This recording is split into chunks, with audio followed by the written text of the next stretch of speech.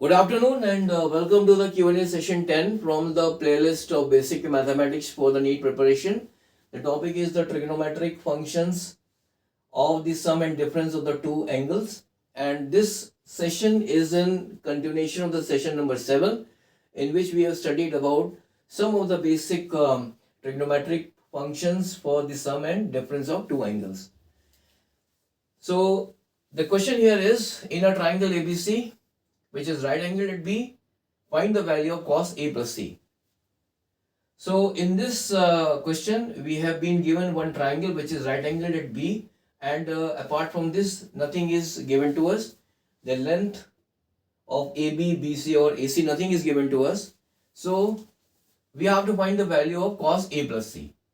So we know that in the case of a triangle, the sum of the angles of a triangle is equal to 180 degree. So here the angle B is equal to 90 degrees. So angle A plus angle C, this will be equal to 180 minus 90. So this will be equal to 90 degrees. Now we have to find the value of cos A plus C. So simply, since A plus C is equal to 90 degree, so cos A plus C will be equal to cos 90. And the value of cos 90 is equal to 0.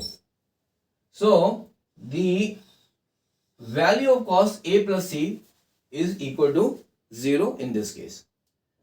So thank you very much for joining this session. In the next session, I will be coming up with a different type of a question from the same topic, that is the trigonometric functions of the sum and difference of the two angles. And that question or that session will be based on the session number 9, in which we have studied about some of the basic trigonometric functions pertaining to the sum and difference of two angles. So have a nice day. Bye.